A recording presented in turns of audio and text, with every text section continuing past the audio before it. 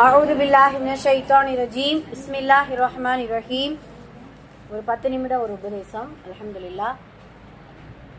அல்லாஹு தஆலா குர்ஆன்ல மனிதர்களுடைய சில நிலைமைகளை நமக்கு சொல்லிக் கொடுக்கிறான். சில நேரம் மனிதர்களை அல்லாஹு தஆலா சந்தோஷமா வச்சிருக்கிறான், சில நேரம் மனிதர்களை அல்லாஹு தஆலா சோதனைக்குள்ளாக்குகிறான். அல்லாஹ் அழகா சொல்லுவான், இன்னஹு ஹுவ அல்ஹக வ அப்கா. அவன்தான் மனிதர்களை சிரிக்கவும் செய்கிறான், சிரிக்க வைக்கவும் செய்கிறான், அள வைக்கவும் செய்கிறான். இப்போ இந்த உலகம் துன்யாங்கிறது சோதனையும் இன்பமும் துன்பமும் நிறைந்த ஒரு களமாக இந்த உலகம் இருக்குது. அல்ஹம்துலில்லாஹ். அப்படியான உலகத்துல மனிதன் எவ்வளவுதான் இந்த உலகத்துல சந்தோஷமா இருந்தாலும் ஒரு கவலை வந்த உடனே துவண்டு போறான், ஒரு சோதனை வந்த உடனே துவண்டு போயிடுறான்.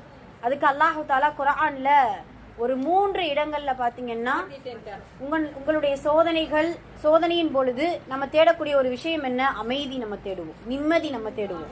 அந்த அமைதியும் நிம்மதியும் எதுல கிடைக்கும் அப்படிங்கிறத குர்ஆன் அல்லாஹு தஆலா 3 இடங்களை நமக்கு சொல்லி கொடுக்குறான்.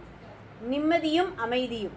ஒரு மனிதன்ட்ட நீ ரொம்ப டிப்ரெஷன்ல இருக்கிறதுனால அந்த மனிதன் எப்படிலாம் யோசிப்பா அப்படின்னா, முதல்ல ஏதாவது ஒரு வெளியூருக்கு சுற்றுப்பயணம் போயிட்டு வந்துருவோமா, குடும்பங்கள கூட ஏதாவது ஒரு மனக்கசப்புகள், ஒரு கஷ்டம், ஒரு கவலை இருக்கும் பொழுது எங்கேயாவது ஒரு வெளியூருக்கு ஒரு ட்ரிப்பு மாதிரி, ஒரு டூர் மாதிரி போயிட்டு வந்துருவோமா அப்படின்னு சொல்லிட்டு சில பேருக்கு அந்த பழக்கம் உண்டு.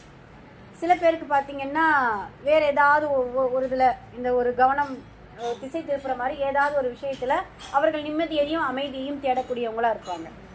ஆனா அல்லாஹ் குர்ஆன்ல 3 இடத்துல நிம்மதியும் அமைதியும் இருக்குது. எந்த செலவும் கிடையாது, நமக்கு அதுல எந்த ஒரு கஷ்டங்களும் கிடையாது, எந்த ஒரு இதுவுமே கிடையாது. அல்லாஹு தஆலா அழகான முறையில சொல்லுவா. ஒன்று என்ன அப்படின்னா, அல்லாஹுவை நினைவு கூறுவதன் மூலம் உங்களுடைய உள்ளம் அமைதி பெறுது. இது எல்லாருக்குமே தெரியும். திக்ருல்லா அலா பிதிக்ரில்லாஹி தத்மஇன்னுல் குலூப். ஆனா என்ன, அல்லாஹ் நாம திக்ரு செய்யும் பொழுது நாம மட்டும் திக்ரு செய்யறது கிடையாது. அதே போல அல்லாஹும் நம்ம என்ன செய்வான், நம்மளை நினைவு கூறிக்கிட்டே இருப்பான். அப்ப அமைதியை நம்ம சரி பார்த்துக்கிட்டே இருக்கிறானோ அப்படிங்கிறது கிடையாது. நாம நினைவு கூறினால் ஃபத்குரூனி அஸ்குருக்கும். அழகான வார்த்தை. நீங்கள் என்னை நினைவு கூறினால் உங்களை நான் என்ன செய்வேன், நினைவு கூறுவேன். நீங்க ஒரு 4 மனிதர்கள் மத்தியில நீங்க நினைவு கூறினீங்க அப்படின்னா, நான் மலக்குமார்களுடைய மத்தியில் உங்களை நான் சிறப்பாக நினைவு கூறுவேன் அப்படிங்கறத அல்லாஹ் தஆலா சொல்லி காட்டுவான். ஆக திக்ர் என்பது நம்மளுடைய மனிதன் சோதனையாக இருக்கக்கூடிய அந்த காலகட்டத்துல அல்லாஹை நினைவு கூறக்கூடிய அந்த ஒரு அமல் இருந்தால் அல்லாஹ் அவனுடைய உள்ளத்துல அமைதி என்கின்றதை கொடுத்து விடுவான். அதுல எந்த சந்தேகமும் கிடையாது. இப்படித்தான் நான் இதுக்கு முன்னாடி நம்ம சொல்லியிருக்கோம். ஒரு சபையில இமாம் அஸ்கலானி ரஹ்மத்துல்லாஹி அலைஹி அவங்க என்ன செய்வாங்க, இப்படியான திக்ர் மஜ்லிஸ்ல திக்ர் செஞ்சுக்கிட்டே இருப்பாங்க. அன்றைய ஒரு நாள் பார்த்தீங்கன்னா அல்லாஹ் அல்லாஹ் அப்படின்னு சொல்லிட்டு திக்ர் செஞ்சுக்கிட்டே இருக்கிறாங்க. இப்போ திக்ர் செஞ்ச உடனே அந்த சபையை கடந்து போன ஒரு மருத்துவர், அது மனநல அதாவது சைக்காட்ரிஸ்ட், அப்படியான மனிதனுடைய உள்ளத்தை புரிந்து கொள்ளக்கூடிய ஒரு மருத்துவரா இருக்கிறாரு.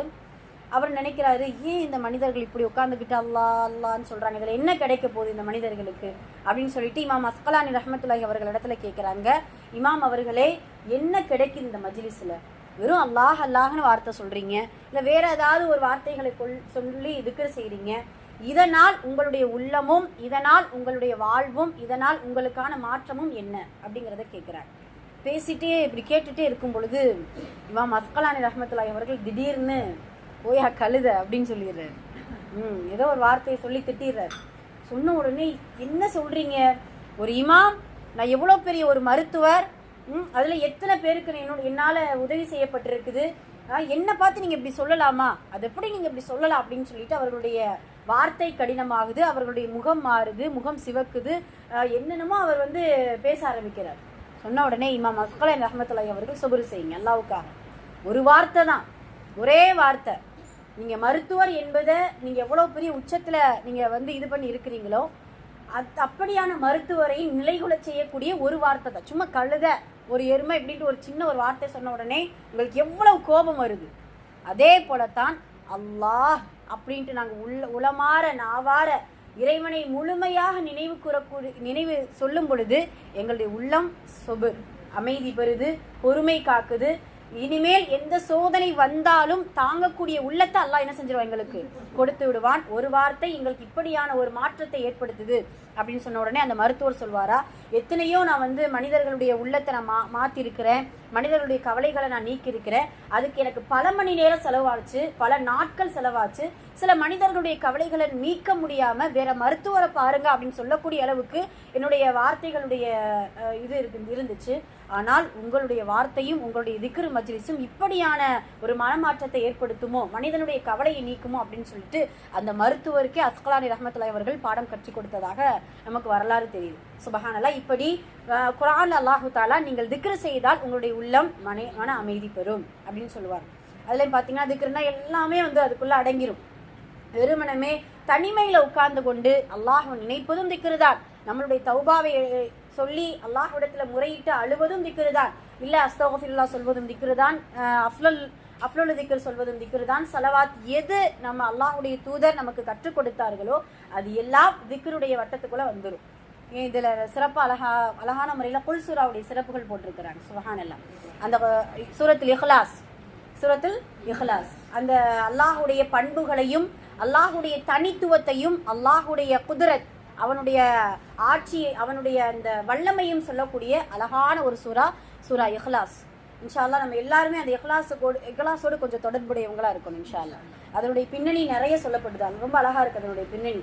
அந்த மனிதர்கள் எல்லாம் கேட்கறாங்களாம், மனிதனுக்கும் ஜின்னுக்கும் தாய் தந்தை பிள்ளைகள் இருப்பது போல உங்களுடைய இறைவனுக்கும் பிள்ளைகள் இருக்கத்தானே செய்யும் அப்படின்னு கேட்கும் பொழுது இந்த சூரா இறக்கப்படுது. குல் ஹுவல்லாஹ் அஹத், அவன் ஒருவன், அவன் தனித்தவன், அவன் யாரும் பெறவும் இல்லை யாராலும் பெறப்படவும் இல்லை, அவனுக்கு நிகராக இந்த உலகத்தில் எவரும் இல்லை அப்படின்னு சொல்லிட்டு இந்த வசனங்கள் நமக்கு இறக்கப்படுவதாக சொல்லப்படுது. இந்த வசனங்களை சஹாபாக்கள் அப்படி நேசிச்சிருக்கிறாங்க. சுபஹானல்லாஹ். அப்படி நேசிச்சிருக்கிறாங்க. ஒரு நம்ம முன்னாடி சொல்லியிருக்கோம் இல்லையா, இமாமத்தாக நின்று கொண்டு தொழக்கூடிய ஒரு சஹாபி சூரத்துல் ஃபாத்திஹாவுக்கு பின் இந்த சூரத்துல் இஹ்லாஸை ஓதி அடுத்த அத்தியாயம் ஏதாவது ஒரு அத்தியாயத்தை எடுத்து ஓதுறாங்க. பின்னாடி நின்று தொழக்கூடிய அந்த மக்களுக்கு ஒரே சந்தேகம், இது என்ன இந்த மனிதர் இப்படி தொழுக வைக்கிறார்? தோழரே, நீங்க என்ன இப்படி தொழுக வைக்கிறீங்க? ஒன்று குல் சூராவை அந்த சூரத்துல் இஹ்லாஸை ஓதி முடிக்கணும், இல்ல வேற ஏதாவது அத்தியாயத்தை ஓதி முடிக்கணும், அதையும் ஓதுறீங்க இதையும் ஓதுறீங்க, இது என்ன நியாயம் அப்படின்னு கேட்கும் பொழுதுதான் அந்த இமாம் சொல்லுவாங்க, உங்களுக்கு என்னோடு நான் இமாமாக நின்று எனக்கு பின்னால் தொழ விருப்பம் இருந்தால் தொழுகுங்கள், நான் இப்படிதான் ஓதுவேன், இல்லைன்னா நான் என்ன செஞ்சுக்கிறேன், நான் தொழக வைக்கல அப்படின்னு சொல்லுவாங்க. ஆனா அந்த மக்களுக்கு அந்த இமாம் மேல ஒரு நேசம், இவர் நமக்கு ஒரு தலைமையா இருந்தா ரொம்ப நல்லா இருக்குமே அப்படின்னு சொல்லிட்டு நபி ஸல்லல்லாஹு அலைஹி வஸல்லம் அவர்களிடத்துல போய் கேட்கிறாங்க. அல்லாஹ்வுடைய தூதர் சொல்றாங்க, அவர் அந்த சூராவை நேசிப்பது போல் அந்த சூரா சொர்க்கத்திற்கு கொண்டு போய் அந்த சேர்க்கும் அப்படிங்கறத நபி ஸல்லல்லாஹு அலைஹி வஸல்லம் சொல்லுவாங்க. அதே போல ஆயிஷா ரலியல்லாஹு அன்ஹா அவங்க அறிவிக்கிறாங்க, ஒரு சஹாபி நபி ஸல்லல்லாஹு அலைஹி வஸல்லம் அவர்கள் ஒரு படை தளபதியாக நியமிக்கிறாங்க. அந்த சஹாபியை படைத்தளபதியா நியமிக்கும் பொழுது தன்னுடைய கூட்டத்தார்களுக்கு இப்படிதான் தொழுக வைக்கிறாங்க. சூரத்துல் ஃபாத்திஹாவுக்கு பின்னாடி இந்த குல் சூராக்கள் அதிகமா ஓதக்கூடிய மனிதரா இருக்கிறாங்க. ஏன் ஓதுறீங்க இப்படின்னு கேட்கும் பொழுது அல்லாஹ்வுடைய பண்புகளை அதிகமாக சொல்லக்கூடிய சூரா இந்த சூரா தான். நமக்கு தெரியும் 4 வசனம் தான், அந்த 4 வசனத்துல இருக்கக்கூடிய பண்புகள் மற்ற இருக்கக்கூடிய வசனங்கள்ல இருக்காது. அந்த அளவுக்கு அல்லாஹு தஆலா ரொம்ப நுணுக்கமான சுருக்கமான முறையில அல்லாஹ்வை புரிந்து கொள்ளக்கூடிய அற்புதமான ஒரு வார்த்தைகளை சொல்லக்கூடிய சூரத்துல் இஹ்லாஸ். யாராவது மாற்று மதத்தார்கள் நம்ம இடத்துல அல்லாஹ்னா யாரு அப்படின்னு சொன்னா இந்த வார்த்தையை சொன்னாலே போதும், புரிஞ்சுக்கிடுவான். அல்லாஹ் தான் ஒருவன் தான், அவன் யாரையும் பெறவும் இல்லை, அவன் தனித்தவன், அவனுக்கு இணை துணை எதுவுமே கிடையாது, அவன் தனித்தவன், தேவையற்றவன் அப்படின்னு சொல்லிட்டு முழுமையாக அவனுடைய பண்புகள் 5 பண்புகளை சொல்லக்கூடிய அழகான சூரா அப்படிங்கறத சொல்றாங்க. இந்த சூறாவின் மூலம் நமக்கு சொர்க்கத்துல நமக்கு ஒரு வீடு, அதாவது 10 முறை ஓதினால் ஒரு மாளிகை கிடைக்கும் அப்படிங்கறத நபி ஸல்லல்லாஹு அலைஹி வஸல்லம் சொல்றாங்க. இந்த சூறாவை அதிகமாக ஓதி வந்தால் கடன் கஷ்டங்கள் நீங்கும் அப்படிங்கறதையும் சில ரிவாயத்துல நமக்கு சொல்லப்படுது. அல்ஹம்துலில்லாஹ். இது எதுக்காக சொல்ல வந்து அப்படின்னா, இப்படி சூறாக்களா இருக்கட்டும் திக்ருக்களா இருக்கட்டும், இது எல்லாமே எதை அமைதிப்படுத்தும்? உள்ளத்தை அமைதிப்படுத்தும். இந்த அமைதி என்பதை திக்ர்ல தேடின மனிதன் செல்வத்திலேயோ இல்ல வெளியூர்ல சென்று தன்னுடைய காசுகளை வீணாக செலவழிப்பதிலேயோ வேறு ஏதாவது கவனத்திலேயோ திருப்பவே மாட்டார். கவலையா திக்ர் செய்வோம், கவலையா தொழுகுவோம், கவலையா அல்லாஹ்வை நினைவு கூறுவோம், கவலையா தனிமையில ஏதாவது அல்லாஹ்விடத்தில் நம்மளுடைய கவலைகளையும் கஷ்டங்களையும் சொல்லி முறையிடக்கூடிய அந்த பண்பை திக்ர் நம்மளை அந்த பண்பை திக்ர் நமக்கு கற்றுக் கொடுக்கும் இன்ஷா அல்லாஹ். அல்ஹம்துலில்லாஹ். 3 இடங்கள் சொன்னோம் இல்லையா, ஒரு இடங்கள் இது. 2வது இடம் பாத்தீங்கன்னா அல்லாஹு தஆலா குர்ஆன்ல நமக்கு சொல்லி காட்டுதான், உங்களுடைய மனைவி இடத்தில் நாம் அமைதி என்பதை ஏற்படுத்தி இருக்கிறோம், லிதஸ்குனு இலைஹா, அவர்களிடத்தில் நீங்கள் அமைதி பெற்றுக் கொள்ளுங்கள் அப்படிங்கறத அல்லாஹு தஆலா சொல்லி காட்டுகிறான். சுப்ஹானல்லாஹ். நம்மளுடைய துணைக்கு கவலை போர்க்கும் மருந்தாக இருக்கணுமே தவிர கவலை கொடுக்கும் ஒரு ஆயுதமாக இருக்கவே கூடாது.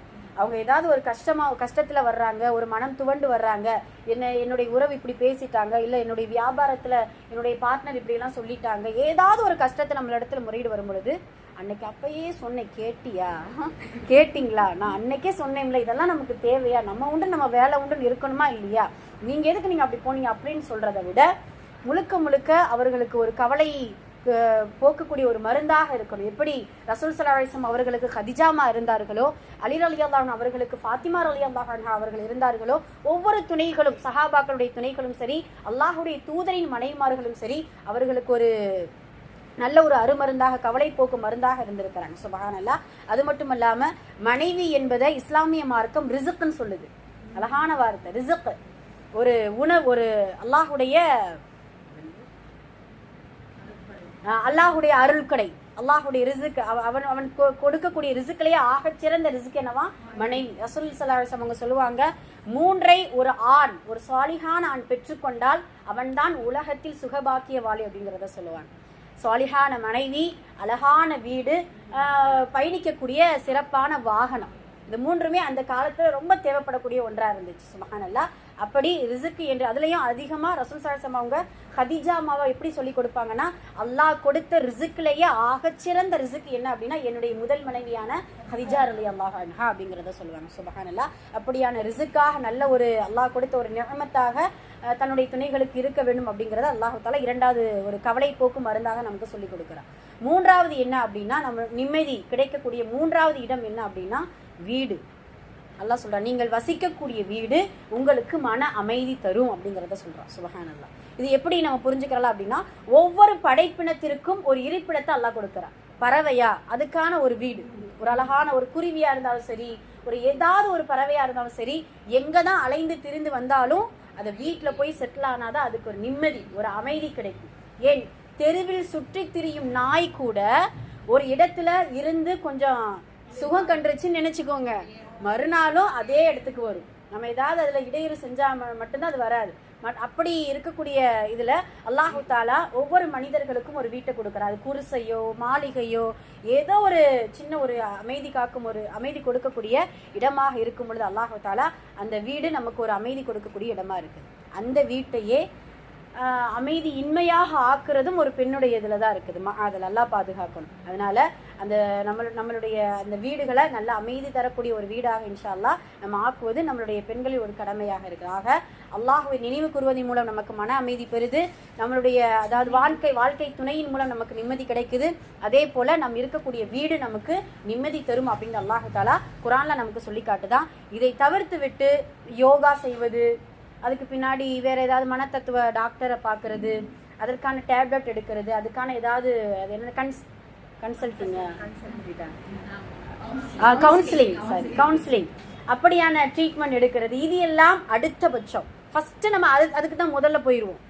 ஒரு இல்ல நீங்க ஒரு மனத்தத்துவ டாக்டர்கிட்ட பாக்குறீங்க, ஒரு கவுன்சிலிங் நம்ம கொடுத்தா நல்லா இருக்குமே அப்படின்ட்டு அந்த ஸ்டேஜுக்கு போறதுக்கு முன்னாடி இதெல்லாம் நம்ம செஞ்சுட்டோம்னு நினைச்சுக்கோங்களேன், எந்த செலவும் கிடையாது, யாரை போய் சந்திக்கவும் தேவையில்லை, யாருடைய அட்வைஸும் நமக்கு தேவையில்லை. அல்லாஹ் கொடுக்கக்கூடிய அந்த அமைதியான வாழ்க்கையை நம்ம தேடினாலே போதும்.